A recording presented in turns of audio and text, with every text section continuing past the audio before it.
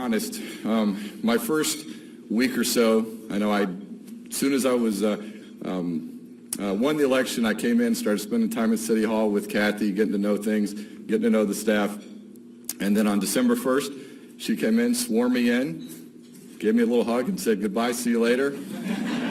and I was on my own. Second day I came in, I had this on my door. So I wasn't quite sure how to respond to it. I'm thinking, okay, I've been mayor 12 hours, and they really maybe the employees don't really like me and want me to leave, but it ends up being they were doing some painting and found some mold and some mildew in my office and was protecting me. So I just wanted to share that. This is going to be the topics I'm going to talk about today. I'm going to try to run through it as quick as possible. As I said, I've got 35 employees here, so I'm hoping to get us all back to work soon. Okay, we're going to start off with economic development. We have Larry Finch, Director of Planning and Community Development, as well as Russ Rodick here, Chief Building Official. One of the big areas that we focus on when we talk about economic development is our Cornerstone Business Park. This project, this was the former Chrysler site, and has so far beyond what I think any of our expectations are. When we look at the property, it's 167 acres. Initial investment was $20 million. And we've got 3 buildings on that site right now. One is Vistar, who built immediately as soon as the property started becoming clear. And then we've got 2 new buildings. I'm sure you've noticed if you've gone by. We've got FedEx that's getting ready to open their doors in April as a distribution center. And then we have a multi-tenant building that's anchored at one end by the tire wholesale warehouse. If you look at the site, this is the site that the Cornerstone Business Park has been marketing. And you'll see the green building is the multi-tenant building with FedEx on the bottom right-hand corner. We hope there's a new multi-tenant building that they've proposed. You can see the area in the back. We've got about 80 acres available that's available for that to be built, and we're just trying to work with them right now on where that site's going to be. Up front, I've just noticed on that corner between Chamberlain and 82, a couple office buildings been proposed. We hope they build that because I think they'll really showcase that industrial park. The FedEx facility, like I said, is 307,000 square feet. A couple of pictures here from the exterior. It's complete.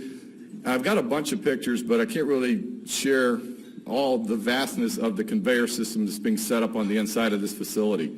So this is just one picture. It's quite an operation. Also in economic development, we welcomed a lot of new businesses to Twinsburg. So here are just some of them that we wanted to highlight. We've got their logos and brands, and we also have another slide of other businesses that came to Twinsburg.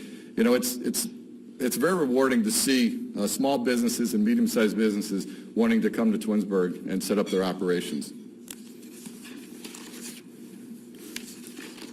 In terms of new construction and additions, we have Merca Abrasives, which built a 13,000 square foot office. We have the Sussex Memory Care, which is an Alzheimer's care facility that's probably going to open in June. I toured their facility in Cuyahoga Falls, and we're real excited about them coming to Twinsburg.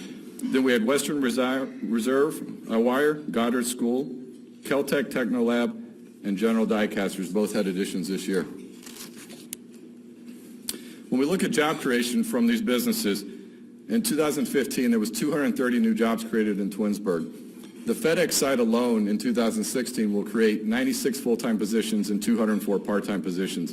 So as we continue to work toward bringing businesses in, hopefully this number is going to increase in 2016. When we also talk about economic development, on a smaller scale, we're looking at the redevelopment of our downtown area. As everyone knows, it's been a big topic of discussion. We have a Community Improvement Corporation. This corporation was established to really focus on that southeast quadrant of our town and hopefully spur some redevelopment and revitalization in that area that can spread throughout our square, really give our downtown area some identity. Our board members are myself, Councilman Sam Scafidi, Councilman Seth Roden, Councilwoman Maureen Stauffer, and then we have Kathy Powers representing the school district. We have Matt Solera and Anne-Marie Hagenbu, who also represent our business representatives. I have proposed at the beginning of this year that we change our code of regulations to remove our law director and our finance director from voting board members and add 2 residents. It was welcomed by the board, and Karen and Dave weren't too upset about it. But I think that's going to add some great resident contact to that board and hopefully help get rid of some of the bad rumors that have been spread around town about the improvement court and what its purpose really is. As far as residential projects, we currently have 3 projects going on in town. We have Boulder Brook, which is 28 lots, Fox Hollow, 24 lots, and then Corbett's Farm, which phase 3 is 26 lots. The total project was 96 lots. Phase 1 is complete, phase 2 is underway, and we're waiting for phase 3 to get started here. But for 2015, we had 29 building permits issued. Engineering roadway projects. Amy Moore is still leading our engineering department. A couple of big projects we had this year. We had the resurfacing of 91 from Post Road all the way to the Hudson border. That was a large project. That was an ODOT project, an 80-20 split, 20% being the city's responsibility. I know a lot of the residents were very excited about that because the road was in rough shape after our winter of 2015. But fortunately, we got that done right in time for Twins Day. Another project was resurfacing from State Route 82 from Ravenna to 480. Okay. One of our big projects that's going on right now, everyone's living through it, is our State Route 91 widening project. I just wanted to talk a little bit about that. You know, this project has been a long time in the making. It's redesigning, adding lanes between Post Road and the Solon border. Currently, phase 1 is underway. We're doing a 3-lane widening from Post to Glenwood, and then at the Glenwood intersection, we'll end up having a roundabout, and then 4 lanes going from there all the way to the Solon border with a proposed roundabout at the Ethans Green Meadowwood entrance.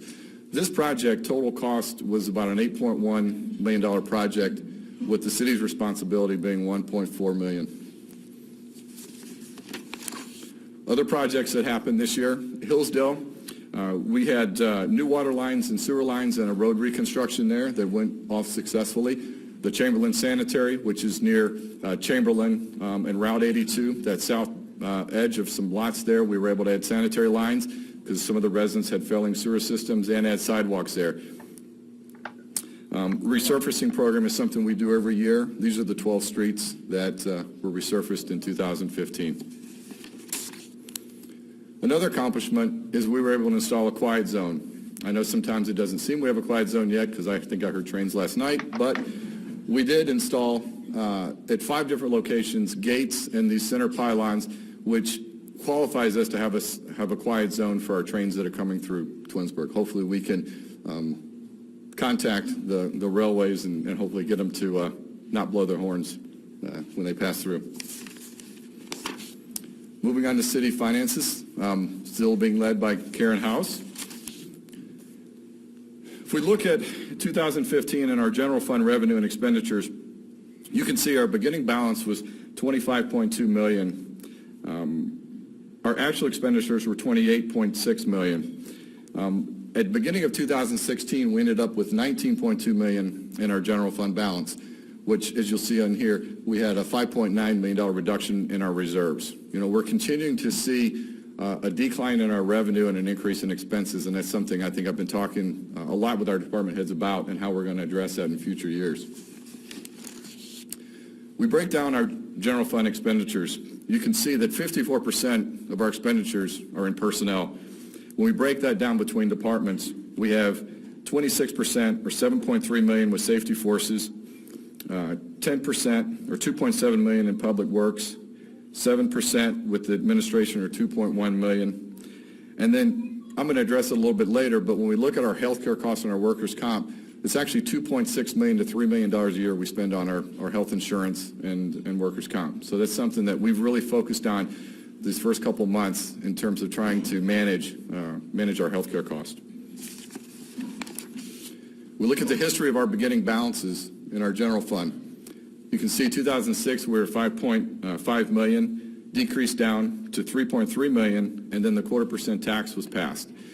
At the same time, there was a lot of reductions in our operating expenses and our personnel costs, which allowed us over about a 4-year period to increase our general fund balance by about $5 million a year. Over that time, we also saw an increase in our expenses.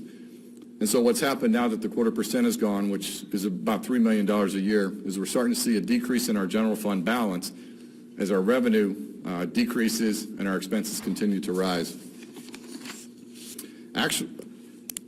Actual city income tax collected in 2015 was $19.6 million. This was a decrease or a loss of 14%. $3.2 million is what it equated to. Our projected income tax for 16 is 19.5, so we're hoping to stay level with where we were in 2015. If we look at our total estimated revenue against appropriations, and this is all of our funds and accounts, you can see our beginning balances were 27.4, and we look at total revenue of 68, that's in all our funds, against a $52 million expenditure for appropriations. That's going to leave us 15.9 in reserve, which you can see, if all this happens, is going to be an $11.4 million hit to our reserves across all our funds. If we look at just our general fund, okay, again, we're going to start with 19.2 this year. Our estimated revenue in our general fund from all different sources is $22 million against appropriations of 32.6. That's going to leave us hopefully with a $9.3 to $10 million balance in our general fund. You know, again, this is a pattern that we're going to see, that we're really going to work with the departments and look at all our expenses and all our personnel costs to see, make sure we can stop this trend and get things moving in the right direction. I mean, there's only two things we can do, either decrease expenses or increase revenue. So we're going to be focusing on both of those. If we look at the $32 million, you've got to understand that not all that is from operations. Some of that funds capital projects, that funds our fire and police pension. So some of those dollars are also coming out of general fund for those purposes.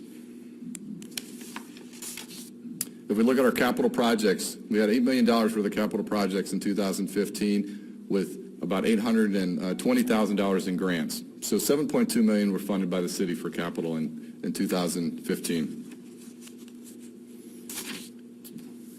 Moving on to human resources and IT. We've got Colette Wozniak, along with Don McCabe and Mark Katowski in the IT departments. Some of the highlights for 2015. We had 24 employees attend the KSU Lean Boot Camp. One of the big things that we've worked on, I mentioned before, is working on our health insurance. We've switched brokers. We're now with Oswald Companies, who provide a great amount of resource to the city. No additional cost to the city, but it's allowing us to really look and work with our employees on how they spend their healthcare dollars. We've really got to focus on how we do that, and also engage not only our employees, but their spouses, and their dependents. And if we all look at how we're spending those healthcare dollars, hopefully that'll decrease. This past year, our claims ratio was 132%, meaning 32% over the amount of premium we paid to MMO. It was very difficult to negotiate our healthcare rates, but we started off in the high 20s of an increase and got it down to between 8 and 9%. So we were successful. We still took an increase, but we were successful in minimizing it. Now we need to focus on how we spend those healthcare dollars to start getting that number down. One thing we're looking at is a wellness program. Our wellness program was started with our healthcare cost containment committee. I, of course, have been pushing it much harder since I took office. It's something that I think all our employees need to engage in, as well as their spouse and dependents. We can get our employees healthier, they'll be more productive, and our healthcare costs will decrease. We also negotiated contracts with 5 of our 8 bargaining units this past year. We're going to be negotiating contracts with our service and clerical. We just started that, and then police at the end of the year. In terms of IT, we installed new high-def equipment in our council chambers, and that services both council as well as school board, and also all our boards and commissions are now doing all their meetings in our council chambers. We installed a new fingerprint timekeeping system. And then from the safety force standpoint, we will be holding police and fire exams this year, so that we have a new list for both of those departments. Here's a list of new employees. You can see it spread over most of our departments here. These are our full-time employees. This doesn't count the numerous part-time and seasonals that were hired and are being hired as we speak. I just want to mention one employee in particular, Jack Williams, who was a lifelong Twinsburg resident, an employee of the city for over 34 years. We lost Jack in 2015. Jack started as a volunteer firefighter. I believe he moved up to lieutenant, retired in 1992 from the fire department. Then he came back to the city as our animal warden in 2000. Jack was a dedicated employee, served the city well, and again was a longtime resident, and I know he's going to be missed, but I wanted to mention him today. Another person I want to mention who was not an employee but was a real advocate for the city of Twinsburg was Dean Moen. Dean was instrumental in bringing the KSU campus to Twinsburg. He fought hard to bring that campus here, and I can imagine us not having it today. It's definitely an asset to the city. It adds to that whole quality of life that we always talk about in the city of Twinsburg. But he was a true rebel and really campaigned for Twinsburg, and I know his legacy will live on. Police Department. Chief Noga is here representing the police department. 2015, our police had 27,437 calls for service, which translated into about 1,400 arrests. They participated in numerous training events, and I believe hosted some here at the city. I just also want to highlight that we had Assistant Chief Gunshevsky, who attended the FBI Academy this year. It's not an easy accomplishment, and I know it's not easy to get selected to go to that, so I wanted to highlight that for him today.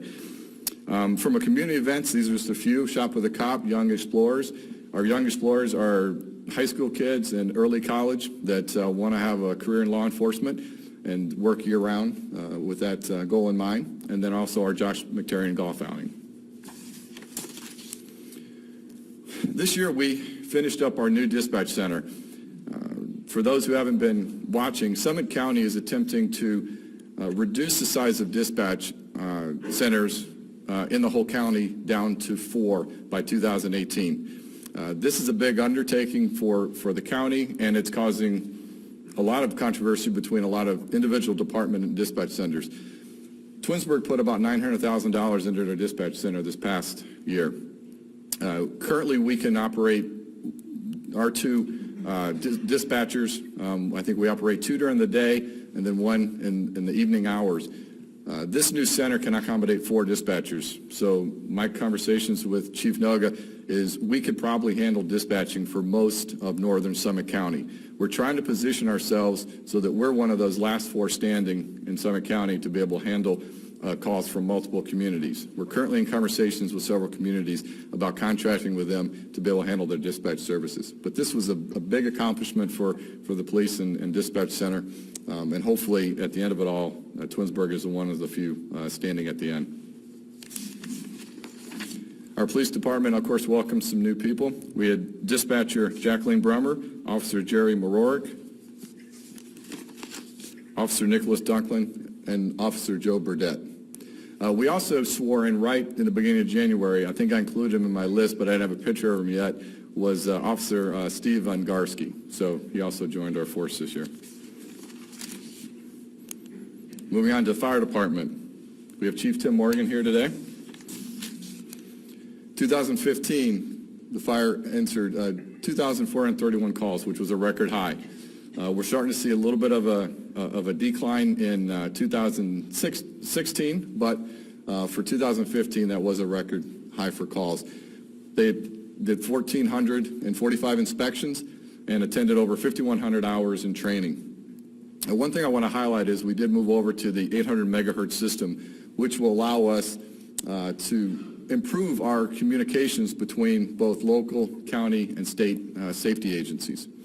And again, the fire department attended and worked on a number of community events and support. So pretty much every major event we have in the city, both our police and fire are there working hard. In the fire department, we saw the retirement of Lynn Racine. She had been with the department since 1986, so we wish her well in her retirement years. Okay, and then we also welcomed firefighter Derek Kolskar. Derek was a part-timer that we brought on full-time this year. Moving on to Public Works, we have Chris Campbell here today from Public Works. One of the major projects that our wastewater treatment plant has been undergoing, and it's been in the works for a number of years, is looking at taking the sanitary flow from Reminderville. This is a big project for Twinsburg. We have the capacity to do it. And so what that means to Twinsburg is that they'd have an initial $1.9 million fee they would pay to buy the capacity to be able to take flow from Twinsburg, and then an additional potential $300,000 a year in revenue. This is being coordinated with Summit County. We're hoping that in 2016 we start construction, working toward this goal, and then in 2017 we're going live with it. But it's a big project for us. I also wanted to highlight, we continue to see benefits from the microturbine. I know we talked about that for the last couple of years, but again, it's saving us about $45,000 a year in energy cost. A new program that we're looking at, I believe we've ordered the equipment to do it, is our fire hydrants. We try to keep them maintained, we try to paint them. We've ordered a new piece of equipment that's going to allow us to strip these fire hydrants and keep them clean and working properly, but that's something that the service department will be working on this year. The resident sidewalk program, I could have probably put in engineering or public works, but we'll talk about it here. We're looking at two different areas. New sidewalks, a couple of the main areas benefits from the microturbine. I know we talked about that for the last couple of years, but again, it's saving us about $45,000 a year in energy cost. A new program that we're looking at, I believe we've ordered the equipment to do it, is our fire hydrants. We try to keep them maintained, we try to paint them. We've ordered a new piece of equipment that's going to allow us to strip these fire hydrants and keep them clean and working properly, but that's something that the service department will be working on this year. The resident sidewalk program, I could have probably put in engineering or public works, but we'll talk about it here. We're looking at two different areas. New sidewalks, a couple of the main areas we're looking at are from McTarian Parkway up to Post Road. We definitely have a need for a sidewalk in that area. Different parts of Chamberlain Road. So we're evaluating the city for new sidewalks, ongoing throughout the year, and hopefully trying to get some type of grants and funding for those. From a sidewalk repair standpoint, the city works at trying to repair sidewalks that are caused by tree roots or sanitary lines, different things, and we're very liberal in how we evaluate that, and we repair the sidewalks for residents. One thing I've asked the service department to do is price the equipment, the leveling equipment, to allow us to go around the city and repair the uneven sidewalks for our residents. This may be a new service that we offer our residents without any charge to them. It looks like the equipment is not that expensive, and we should have the manpower to do it. But this is a new program. We are seeing, as our communities age, a lot of these sidewalks are becoming between 1 and 3 inches of unlevel, and we're seeing people tripping, and we just want to try to alleviate that before it gets worse. All right, moving on to Parks and Recreation. We have Derek Schroeder here today.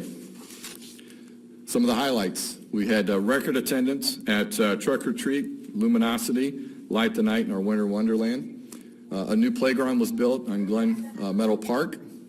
One thing that's great about that is we were able to increase the budget a little bit for that playground to add special equipment for kids with special needs and disabilities. We didn't really have that in the city, and I think that was an important part of that project, being able to add those additional funds to add those pieces of equipment there. Other successful fitness events that we had our Turkey Trot and our Duathlon, which of course will be back next year. And then our Rock the Park was another great series of concerts. The last concert was sold out. I was there, but there's a picture of Rock the Park. But, it's one of those events that we've got great sponsorship, and it really just brings the community together, and I'm looking forward to the ones this year. Our fitness center programming. Fitness center is managed by T.L. Thogmartin. I believe he's here today. At the end of 2015, we had 6,800 members. That number's probably gone up because of New Year's resolutions. We usually get a nice addition of members in January. But what that translates to is about 593,000 visits. We actually track that. I'm not sure if everyone's aware of the programming we do, but there's over 102 fitness class offered every single month at our fitness center. You know, we're trying to get this information out to the city as well as to our employees, because if, you know, we have a lot of programming that they can take part in. As of Sunday night, or Sunday morning, or Monday morning, however you want to look at it, 12 a.m., we opened the fitness center up for 24-hour access. So our track, our locker rooms, our workout room, and our synergy room will be open 24 hours. We'll have a key fob system, new security system there. As of a couple of days ago, we had about 60 people sign up already for that, to pay an additional fee to have 24 access to our fitness center. So we'll see that continue to rise, I'm sure. Ryan here is marketing with our Parks and Rec. Create a new logo. We've been rebranding ourselves with our new logo. It's here on the screen. So we've been working and getting that out as much as we can. From the aquatics side, we have a new competitive aquatics team, as well as our fitness center was one of 8 facilities nationwide to conduct the Trainer National Lifeguard Academy in 2015. You know, Brandon Burns does an excellent job with our aquatics program, and, you know, we get national recognition on a yearly basis for the programming we do at our pool and our aquatic program. A lot of people don't realize that, but it's something that definitely should be noted. Our fitness center is about 16, 17 years old now, so we're doing a lot of updates, a lot of capital projects. This past year, we repainted the field house. We replaced the flooring in the weight room. We added some additional equipment in the weight room, placed some original equipment that had been there the whole time. A lot of those updates will continue on into 2016. We've got a replacement of our gym flooring. Our center court, it's buckled. We've cut pieces out. We've tried to tape it together. We actually don't even host competitive events on it because it's not safe. So that floor is going to get replaced this year. On the locker room side, we're going to be updating the locker rooms on the pool side this year, and then hopefully in 17 do the lockers on the fitness center side. But our lockers are breaking down. They're 17 years old. We can't find parts. And if you look at the design of those locker rooms, they really need to be changed to better accommodate our members. So we'll be doing that this year. Senior center activities. Laura Seifer continues to do a phenomenal job with our senior center. We have over 500 members. I quit counting at 100 when I looked at her calendar. So I put 100 plus of activities that she plans on a monthly basis for the seniors. There's some big events that she does every year. You'll see pictures of the top pictures of their summer picnic, and then the bottom is the large holiday gathering that actually happens in this room. Actually, they open every door they have, and it's about 450 seniors that come to that. But we did add additional vehicle this year to the senior center, which allowed us to make 6,737 transports. And what that really means for our seniors is, you know, a lot of our seniors are dependent upon our transportation that gets them to grocery stores and to doctor's visits. And, you know, it really adds, you know, we can have all the recreational events for them, but if we're not helping them with daily activities, you know, we're kind of missing the boat. So I just want to commend our staff there for helping our seniors really with those daily life activities that they need. And our driveway program. We have approximately 300 senior driveways that we plow for free or at a very reduced cost each year. And I know I got some phone calls the other day from some seniors. Glen Eagles Golf Club. We've got Brian Menard and Jim Roberts here today. Brian's the general manager. Jim is the golf course superintendent. Glen Eagles has just gone through a tremendous amount of changes over the last few years. Council, fortunately, has approved a lot of updates to the course itself. And if you look, and I've got a site plan on my desk that has probably 200 plus improvements that were made to the course. We've added tee boxes, we've changed tee boxes, we've moved bunkers, we've cleared areas in woods, just all to enhance the course and make it probably one of the top public courses here in the Northeast. It increases playability, and it's going to be great to see it all come in this particular year. Our new practice facility, which started last year, was completed in June. If you haven't seen it, it has been remarkable. It's one of the top training facilities now in the area, and on a yearly basis, we usually see about $30,000 to $35,000 in revenue from our practice facility. We had half a season last year, and we were able to do $36,000 in revenue. So we're expecting $50,000+ this year from that new practice facility. The tee box area that we added for grass, and that was one of our problems in the past, is we didn't have enough grass to accommodate the true golfers that really wanted to have grass on a daily basis. Now you'll see, here's the vast, you can see from the back, with the golfers hitting way up front, we have that whole area now to move tee boxes and to accommodate hitting off grass on a daily basis. Here's a big project. I want to share some of the site elevations that we have from prospectus. We've been talking for years about a new clubhouse. We're getting to a point where we're looking at potentially starting and going out for bid at the end of this year. But here are some elevations, if you can see them on this screen. It's an unbelievable facility that's been designed. Here's the rear clubhouse. So if you look at it, this is looking out over the ninth green. But there's a big outdoor area with a patio, outdoor fireplace that looks into the restaurant. On the right-hand glass, you'll see is looking into the golf pro shop, and then the high glass on the left would be looking into the banquet facility. The banquet facility would accommodate 225 people and could be reduced down to sizes of 40 to accommodate smaller groups. But one of the things that Brian struggled with over the years is pulling in outings that want indoor facilities.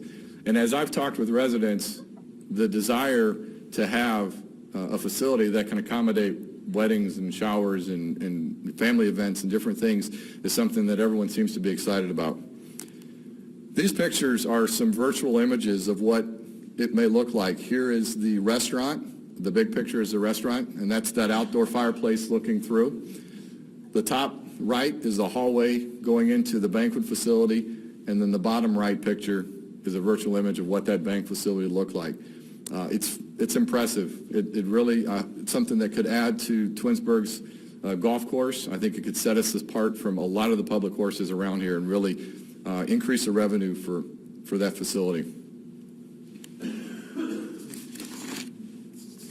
Our 2015, some of the events and accomplishments that I want to talk about.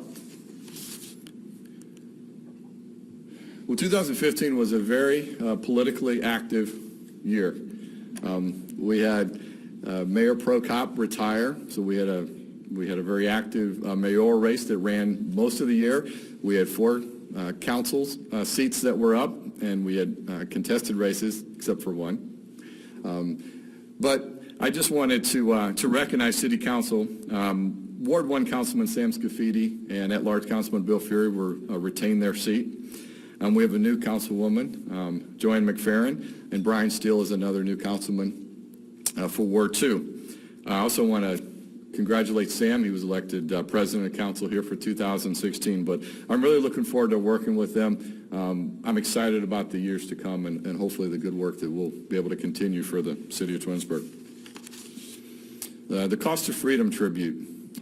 This was a major event. This was about 3 years in the making.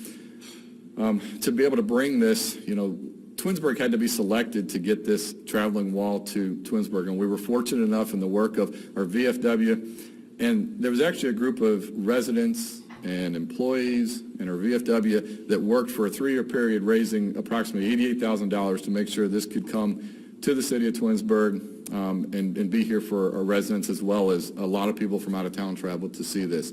But it was a remarkable event that included a replica of the Vietnam Veterans Memorial Wall that's in D.C. It had a World War II panel that displayed all their timeline of events, a Korean War tribute, a 9/11 tribute, Eyes of Freedom, and Marlboro Volunteers display, and then it had a mobile, Through the Eyes Mobile Military Museum.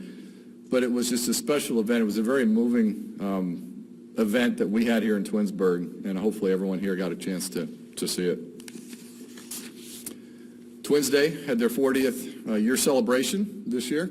Again, it was another successful event. We had, I believe, over 2,000 sets of registered twins.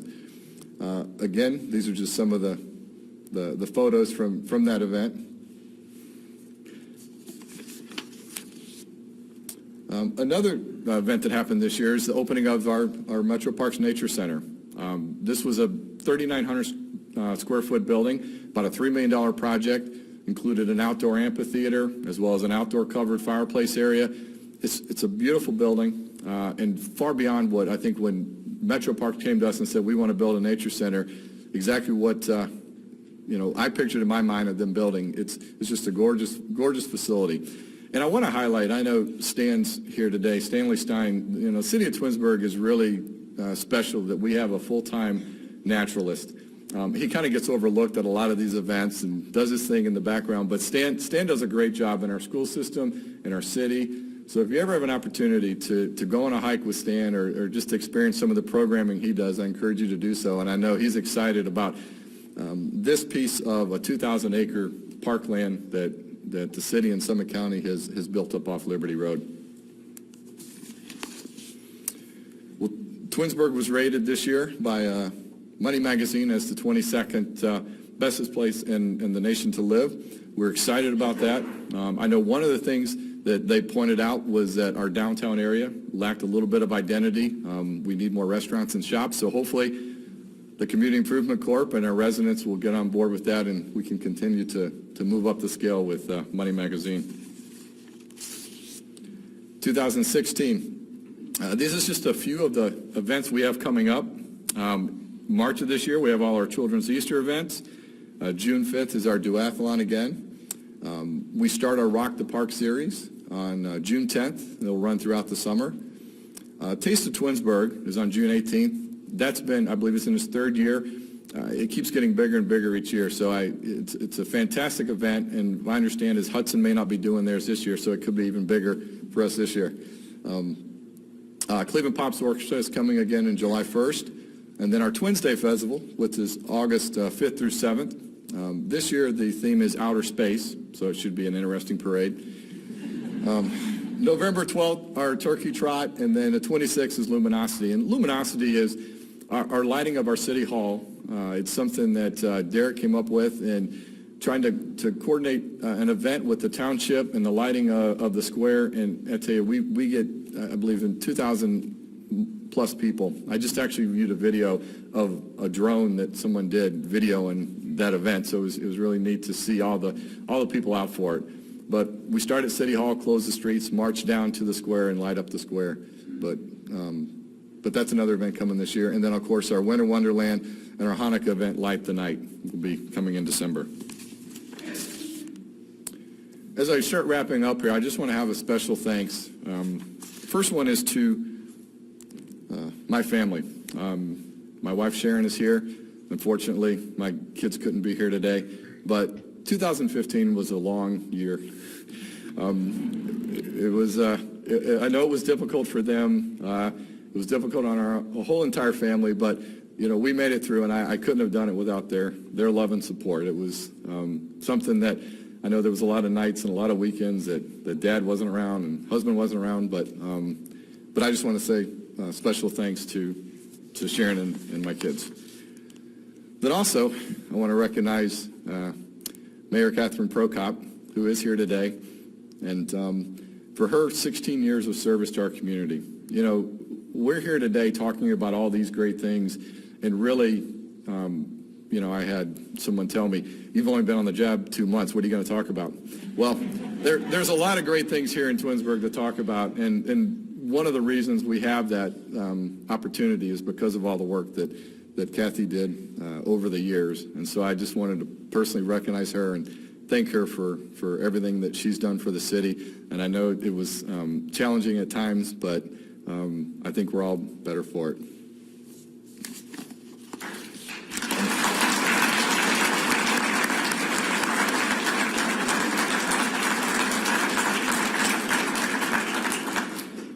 Lastly, in conclusion here, I know Kathy always had a quote at the end. I think that's a great tradition, so I'm going to finish with a quote.